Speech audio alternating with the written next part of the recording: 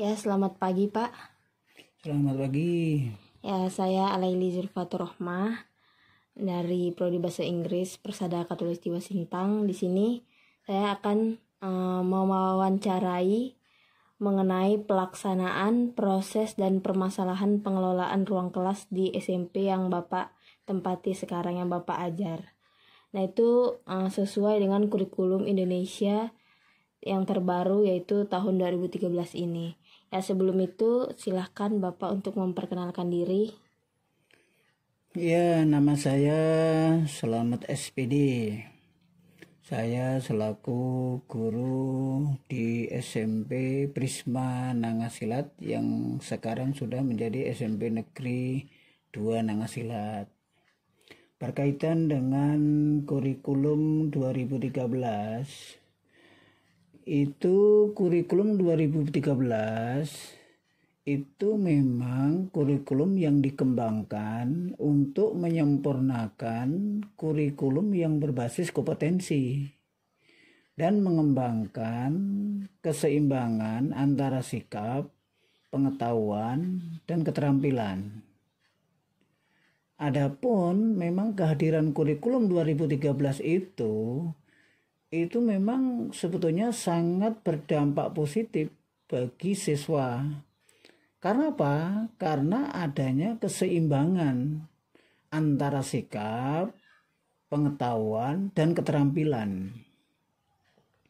Ya, adapun tingkat kesuksesan kurikulum 2013 itu memang belum maksimal. Karena memang masih banyak atau masih perlu adanya penyempurnaan dalam implementasi dan pelaksanaannya.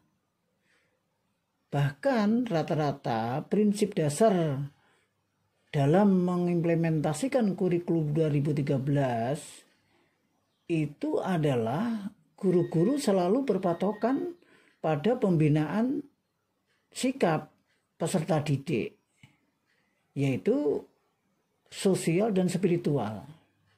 Itu yang pertama. Yang kedua, bisa dikatakan demikian, kurikulum 2013 itu dibuat sebagai penyempurnaan kurikulum KTSP, yaitu kurikulum tingkat satuan pendidikan, untuk lebih mengembangkan aspek pengetahuan, sikap, dan keterampilan. Memang kehadiran kurikulum 2013 itu berdampak memang sangat positif sekali bagi siswa. Karena apa? Karena memang siswa di situ juga dituntut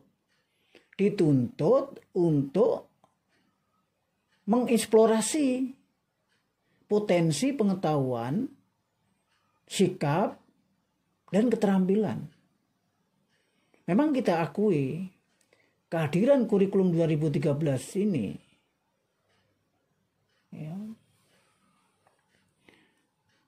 masih banyak sekali kendala-kendala.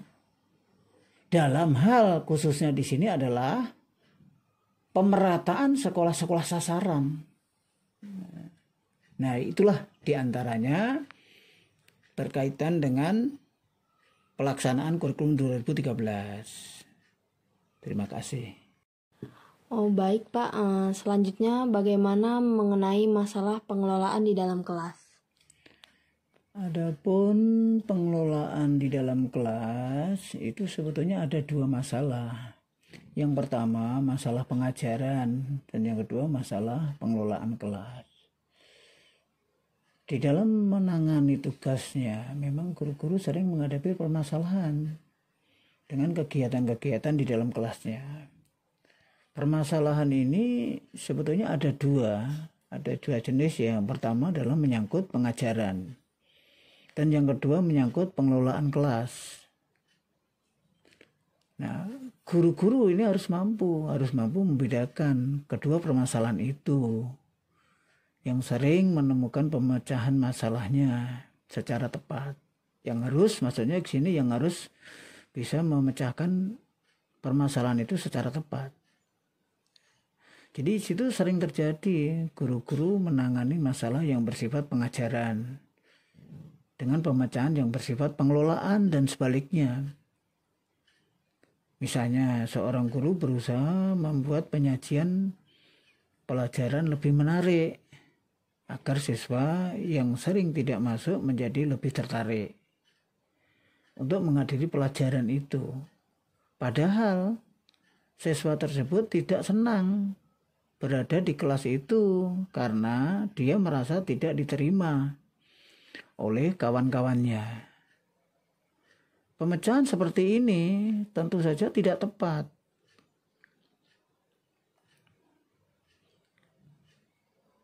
Tentu tidak tepat permasalahan seperti itu. Karena apa? Karena membuat pelajaran lebih menarik itu adalah permasalahan pengajaran, bukan permasalahan pengelolaan kelas. Sedangkan diterima atau tidak diterima oleh kawan, itu adalah permasalahan pengelolaan. Masalah pengajaran harus ditangani dengan pemecahan. Dengan pemecahan yang bersifat pengajaran.